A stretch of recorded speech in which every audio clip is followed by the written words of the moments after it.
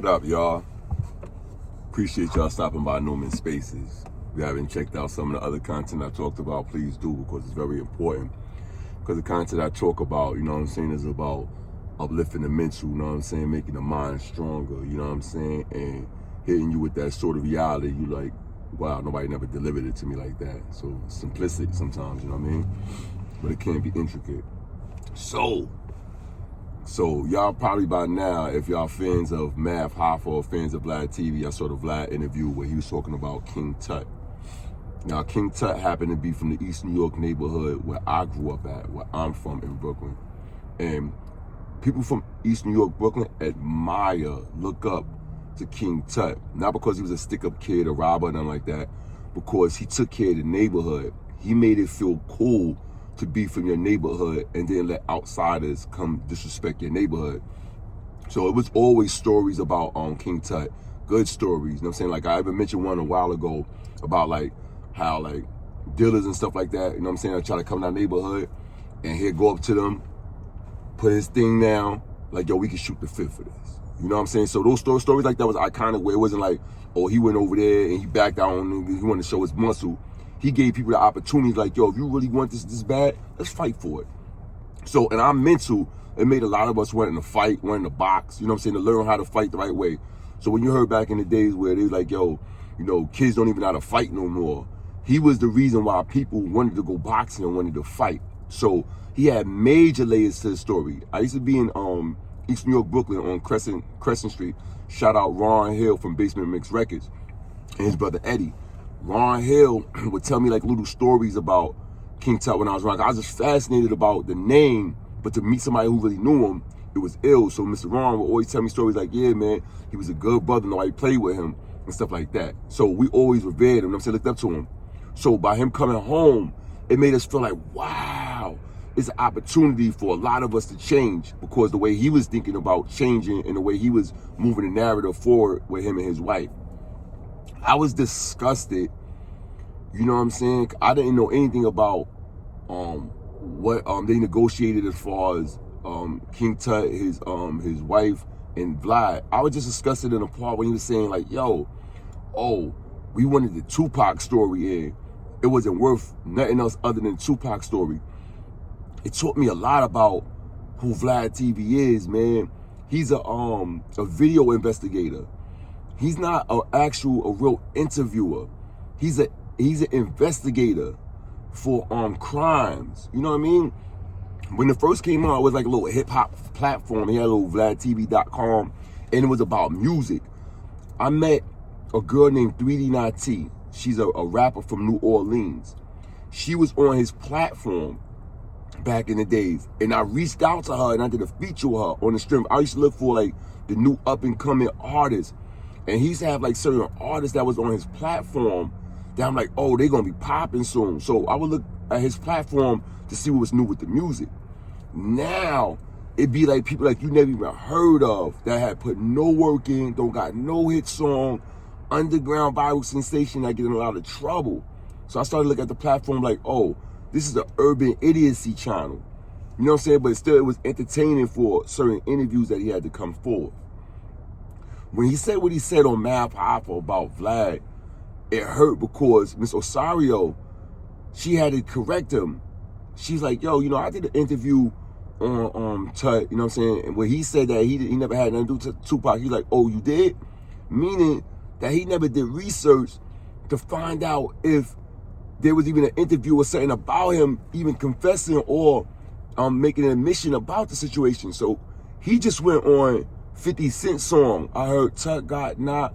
So he's saying, being that he got Tony Yayo up there on the regular, he listened to the 50 Cent song, and maybe some validity to that. But just like my homeboy was saying, nigga, if it was any validity, Tupac named his name. You know what I'm saying? That would have been a validity you need. Not no damn 50 Cent. You know what I'm saying? 50 Cent not from Brooklyn. He didn't have no ties with no TuT. He didn't know him. He was just a young upcoming brother who knew the name in the street as well. But that should just show you how reputable a person is, because if 50 Cent from Jamaica, Southside, Queens, and he knew who a TuT was from Brooklyn, East New York, that means his name rang outside the boroughs. You know what I mean? So people knew who this guy was. we growing up, we never looked at the Tupac incident like that was his claim to fame. It was more like, oh, he's implemented in that. Oh, word. But he always maintained that he never did nothing in the Source magazine and stuff like that. He always maintained that he had nothing to do with that.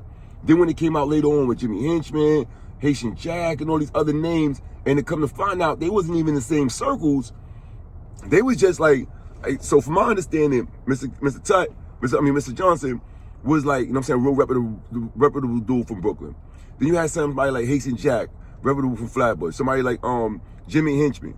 These people was acknowledging that there was gangsters out there like themselves, and they were almost intimidated of the gangster that would come around them because they knew that they had that same makeup.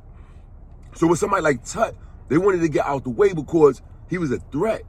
You know what I'm saying? Like Tut and them, from my understanding, didn't never look at Haitian Jack or the other dude, Jimmy Henchman, whatever, as some sort of competition. He was just in the midst of the situation, and them dudes was around. But mine, I take mine, so they knew that he was the kind of dude like, yo, you gonna respect mine. So that was, I don't even think they had brief conversations like that, from my understanding, like where they you know what I mean, they had a camaraderie. So that just show you how strong that man was moving on his own. Like when you hear the name King Tut, you don't hear Team King Tut and crew, King Tut and posse. You can't even associate his right hand man. So therefore, he had a name on his own. Growing up, my name is Pop You, and you know, I use the name Pop You, you know what I'm saying, for my pseudo as a rapper, you know what I'm saying? But growing up, we felt like, yo, if we could have our own name, we was real. But if we got down with a gang, then we ain't had no name, because that meant that we needed some other group of people to represent us in order to be strong and whatnot. But when we had King Tut, it was like, yo, he his own man. They respect him. So people wanted to be neutral. He made you want to be neutral. He made you didn't want to go to jail and join a clique or gang.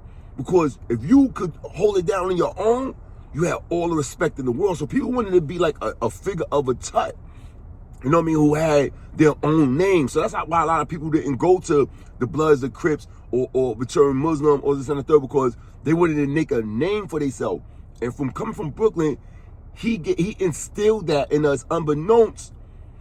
That's what he did, you know what I'm saying? A lot of Brooklynites, you know what I'm saying, like, yo, I want my own name like him, like a 50 Cent, the real 50 Cent, like a Fat Cat, or like a Wise, or people like that, like a Knowledge. Like we wanted names like that. We wanted our own name. I ain't want to have a name that was associated with that group of people.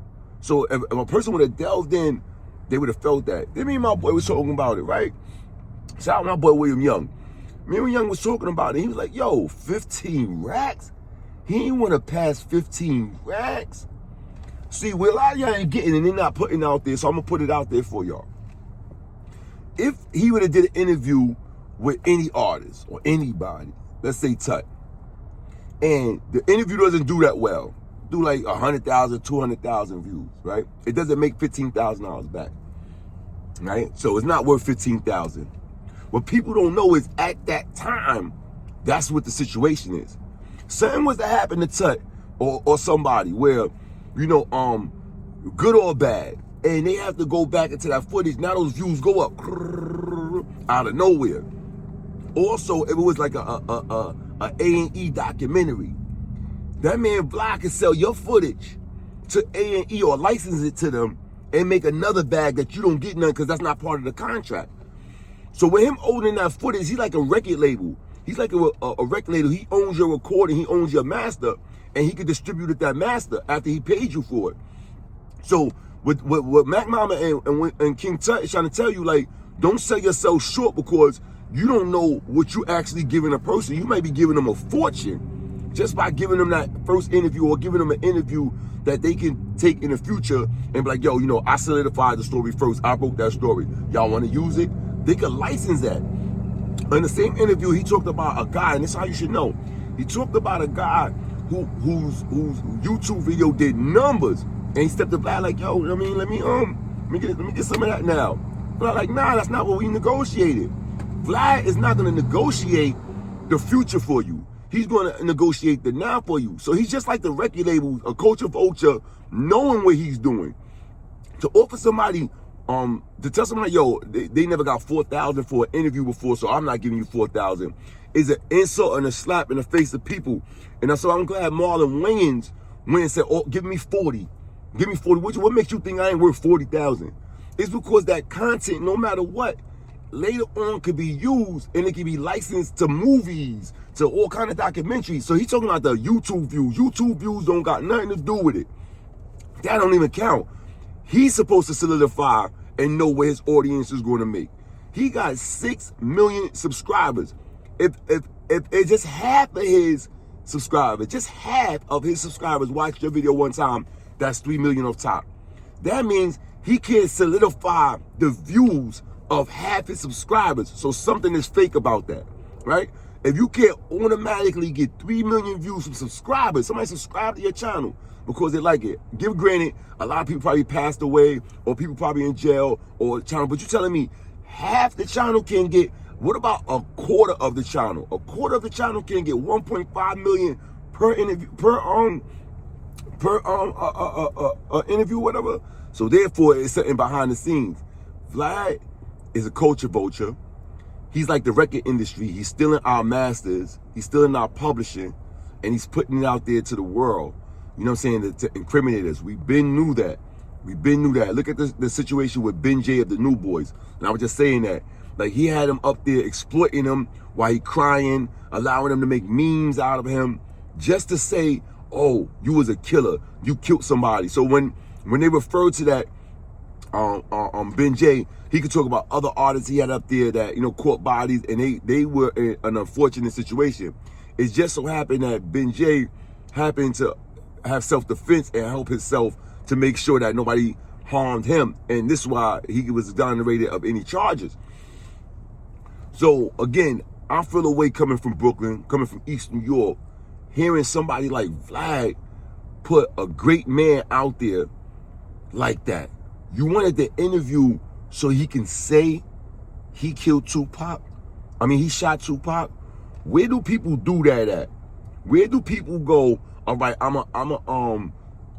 even though statute of limitations is up, I'm confess to a crime that family members could still want to see me over. It's unsolved. It could be like if it was solved and he got arrested for it, he was guilty of it, and then he told the story, all right, this is how I did Tupac. But nobody knows if he did it or not, and he was never charged with it. So you saying that he should directly come out and say, guess what, y'all? Later for the law, I ain't get charged. I'm the one who did it. Give me 15,000. Vlad, you sound stupid. You know what I'm saying? And I'm glad on Mack Hoffa platform, the guy that asked that question, because he just showed how bad of an influence he is to our culture. And then with the reaction video that King TuT and Mack Mama put out, with the receipts of how he really moves, shows that Vlad is a liar and that he'll do anything to get a great interview and throw us under the bus. He went on to tell the amount of money that should never been disclosed because that was within secrecy. That tells you that he's able to go tell people, because what about IRS or financial services that you got to pay money and taxes on stuff? You know what I'm saying? For stuff like that. He's telling what he gives people. Also, he just letting the people know that, you know, on my platform is to big you up and make you somebody better so you could do your own platform. He exposed Gangsta Williams for working at Tyson Chicken, told where he lives at. He lives in Texas. He divulged information that man could divulge for himself. Who are you to regurgitate this information? He's a setup king. He told you he had police in the studio. Police are not allowed to turn a blind eye on what they hear within a conversation. He says he does off-screen interviews. These off-screen interviews can be recorded. It could come a point where he has to be subpoenaed and he could do nothing about it. He talks about how he got a lawyer and he don't have to give up his footage, which I don't know. If it's a murder investigation and somebody incriminates themselves in a murder, that supersedes all that. So all that, him holding tapes and he don't have to give it up, that's a lie. Because it's the same thing with the case with Diddy going on right now. Those are Diddy private freak-off tapes that he enjoyed for his home video. And because it's implemented in a crime, they could confiscate that. So don't think that they can't run up and Vlad jump off, get a warrant, and get all his stuff. He just make the illusion look that. And I just hope that anybody who's watching Vlad TV, who's watching Mack, Hoffa, who's watching these people, who's doing these interviews and seeing how they really feel about or care about our culture, I hope y'all flip the switch. It's time to flip the switch, y'all. I just wanted to say that real quick, you know what I'm saying? Shout out to King and his wife, you know what I'm saying? I appreciate y'all. I look at y'all content. I love y'all content. I just hope that, you know what I'm saying, y'all keep going further, keep rising, and that the people see how genuine and how articulate that King TuT is when he's talking. Shows the total 720 that he did, because he turned around twice, once in jail and once out in these streets. So I'm saying that 720 is different. And we appreciate you, King TuT. I wanted to say that we appreciate you. You are revered, you are a legend, you are icon to all of us. Not known brothers from East New York throwing smut on your name, man. It's just not like that. You know, if anything, they associate themselves with you so they can have a greater story. But nobody's out there throwing smut on your name. That's not something that I hear. That's not something that people do. We love you out in these streets, man. And Vlad TV, man, they got to flip the switch on you soon. You're not as relevant as you think you are. And let me tell you another thing that y'all gotta need to know. Vlad got so many interviews. If he wanted to do a syndicate channel, he could just have your video just playing all day long on one streaming network. It'd just be Vlad interview, Vlad interview, Vlad interview. It'd just be rolling like a TV show. So with your content, you gave that man enough content to go do so much other stuff with that you guys don't even know. Y'all done made him a millionaire, and a lot of us are still broke. With that being said, man, I'm off this, you know what I'm saying? Newman Spaces. Again, we go into the future. This content right now doesn't have to just be on YouTube. This content don't just have to be on Facebook. You don't have to tag your content or brand it for a specific channel, because if you do that, you never know where it could go. That's like giving a shout out to one DJ and now no other DJ can use it. But if you shout out all the DJs, just get as a broad perspective, shout out the DJs out there that's doing what they doing, then now all the DJs can use it. But if you go, yo, this is for my man Funkmaster Flex, then that's just for my Funkmaster Flex. So I'm saying in this platform, be mindful that your content is way bigger than what you think of. You're not just doing this for YouTube. You're not just doing this for TikTok. You're not just doing this for Facebook. You're doing this for future revenue as well. And I'm off. Peace.